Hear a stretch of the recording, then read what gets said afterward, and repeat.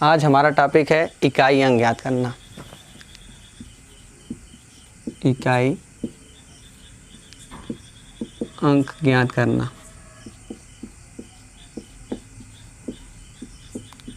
कैसे हम इकाई अंक ज्ञात करेंगे? जैसे इकाई अंक क्या होता है, हम काउंटिंग दाएं तरफ से करते हैं। अंकों में काउंटिंग हम दाएं तरफ से करते हैं। जैसे इकाई, दहाई, सैकड़ा, हज़ार, उसके बाद 10,000, लाख, 10 लाख होता है। तो हम काउंटिंग दाएं तरफ से इकाई अंक काउंटिंग कहाँ करेंगे? हम दाएं तरफ से। ध्यान दीजिए, इकाई अंक कैसे ज्ञात करेंगे? प्रश्न कैसे पूछेगा? प्रश्न पूछने का तरीका इसका है कि देगा आपको 247 गुणे 512 में इकाई अंक ज्ञात करिए। 247 गुणे 512 का इकाई अंक ज्ञात कीजिए। या का इकाई अंक है, यह प्रश्न की भाषा है। इकाई अंक क्या है? अब ध्यान दीजिए, इसको हम अगर सॉल्व करेंगे, अगर बेसिक सॉल्व करेंगे तो क्या करना होगा? मल्टीपल करना होगा, समय ज़्यादा लगेगा, वक्त ज़्यादा लगेगा। और हम कैसे ट्रिक से ज्ञात करते हैं? इकाई अंक याद करने का सबसे आसान ट्रिक क्या है? दोनों संख्याओं का इकाई अंक ले लें।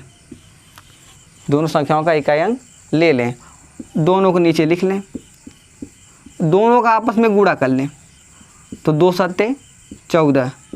अब जो इसमें इकाई अंक होगा वही हमारा क्या होगा? आंसर होगा। वही हमारा क्या होगा?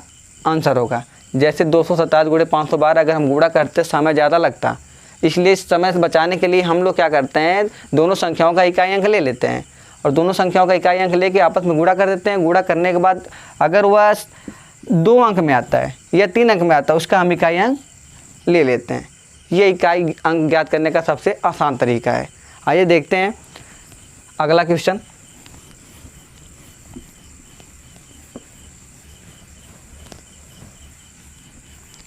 जैसे प्रश्न है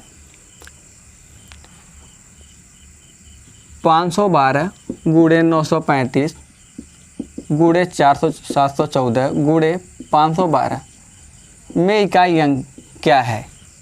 512 गुणे 935 गुणे 714 गुणे 512 में इकाई अंक क्या है? तो कैसे सॉल्व करेंगे? सबसे आसान तरीका, सबका इकाई अंक ले लीजिए। 2, 5, 4, 2 सबका आपस में गुणा करिए।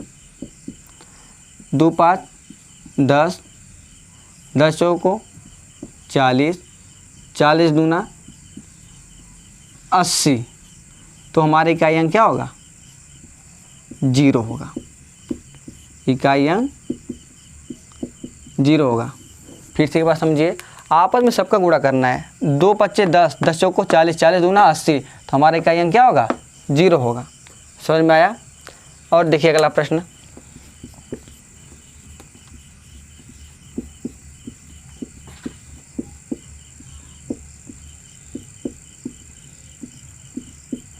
या अब इसमें गुणा भी नहीं करना होगा आपको। अब इसमें कुछ भी नहीं करना है, बस ढूंढना है अगर किसी भी संख्या का इकाई अंक 0 है। अगर किसी भी संख्या का इकाई अंक 0 है तो उसका इकाई अंक 0 ही होगा। ढूंढना है इसमें किसी संख्या का इकाई अंक 0 तो नहीं है। अगर 0 अंक मिलता है तो इसका इकाई अंक क्या होगा? 0 होगा। ध्यान दीजिए। और एक चीज़ और ध्यान दीजिए, जैसे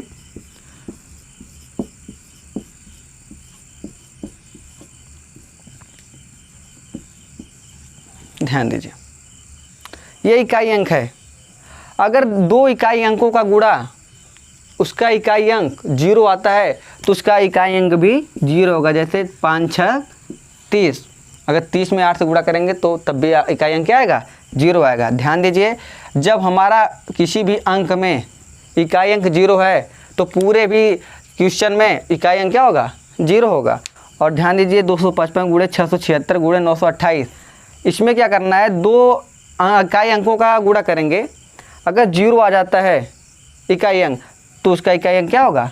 0 आएगा। समझ में आया? ठीक है, ध्यान दीजिए। यह था इकाई अंक ज्ञात करना।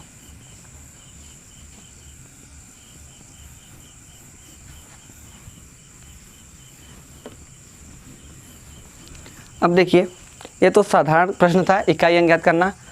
अब प्रश्न रहेगा घात पे आधारित। इकाई अंक रहेगा, जैसे संख्या देगा आपको और दे देगा का इकाई अंक,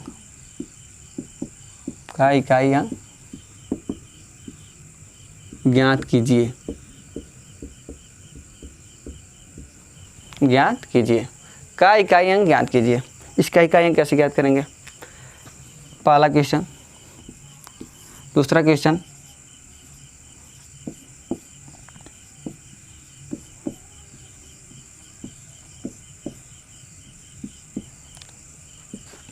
का इकाई अंक, का इकाई अंक क्या होगा,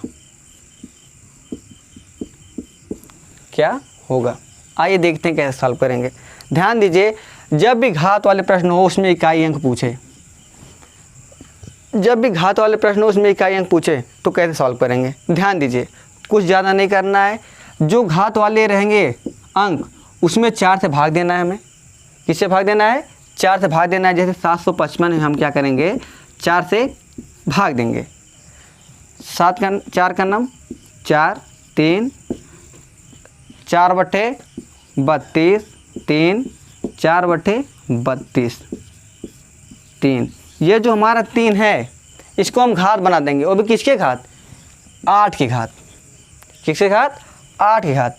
अब जैसे पूछे, यह क्वेश्चन है आपका 928 पावर 755। अब लिखेंगे 928 के पावर 3, पावर 3, वो भी किसके पावर? अब 8 के पावर 3।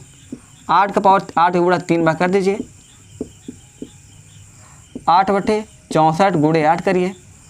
8 चौक को 32, कैरी 3, 8 छक्का 48, 3 51, 512। इसमें इकाई अंक पूछा है तो इकाई अंक क्या हो जाएगा? 2 हो जाएगा। ध्यान से एक बार फिर समझिए, 928 घात 755 का इकाई अंक ज्ञात कीजिए। प्रश्न पूछ दिया तो क्या करेंगे? जो घात रहेगी इसमें 4 से भाग देंगे, उसका जो शेषफल रहेगा वही घात बन जाएगा। वो भी घात किसके बनेगा? इस संख्या की इकाई अंक के। ये वाला क्वेश्चन समझिए, दिया है। दूसरा 526 पावर 73 गुणे 928 पावर 17। अब 73 में पहले 4 से भाग दीजिए। 4 का नाम 4, 3, 33, 4/32, 1। अब ध्यान दीजिए, ये एक जो घात होगा 6 की घात होगा गुणे। अब 17 में 4 से भाग देंगे। 17 में जब 4 से भाग देंगे, 4 चौक को 16, 1 बचा। अब 1 8 की पावर रहेगा। अब दोनों का गुणा करें। किसी की घात अगर 1 हो, किसी भी संख्या घात 1 हो तो उसका वैल्यू हमेशा वही होता है। जैसे 6 की घात 1 है तो 6, 8 घात 1 हो तो 8। अब दोनों का गुणा करें। 8 छक 48, हमारे इकाई अंक क्या आ गया? 8 आ गया। इकाई अंक क्या आ गया? 8 आ गया। समझ में आया? एक बार फिर समझिए, 526 पावर 73 गुणे 928 पावर 17 का इकाई अंक ज्ञात कीजिए। तो ध्यान दिए, 73 में 4 से भाग दिए, शेषफल 1 आया। 6 के पावर 1 हो गया, 6 के पावर 1 हो गया। 928 17 में जब 4 से भाग दिए हैं तो उसका शेषफल 1 बचा है, तो 8 के पावर 1 हो गया। किसी भी संख्या का पावर अगर 1 हो तो उसकी वैल्यू वही होती है। 6 घात 1 गुणे 8 घात 1, 6 गुणे 8, 8 छक 48, इकाई अंक कितना आ गया? 8 आ गया। तो ध्यान दीजिए, ये समझ में आया? स्क्रीनशॉट भी ले सकते हैं आप। ध्यान दीजिए आप।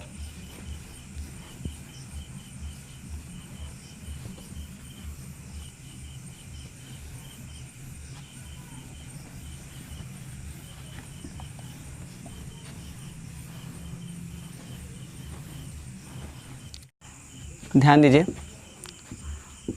यदि किसी संख्या का इकाई अंक, यदि किसी संख्या का इकाई अंक 0, 1, 5, 6 हो, यदि किसी संख्या का इकाई अंक 0, 1, 5 तथा 6 हो तो उसकी घात चाहे जो भी हो उस पर कोई प्रभाव नहीं पड़ेगा। यदि किसी संख्या का इकाई अंक 0, 1, 5, 6 है, उसकी घात चाहे जो भी कुछ हो, एक्स वाई जेड कुछ भी हो उसके इकाई अंक पे कोई प्रभाव नहीं पड़ेगा।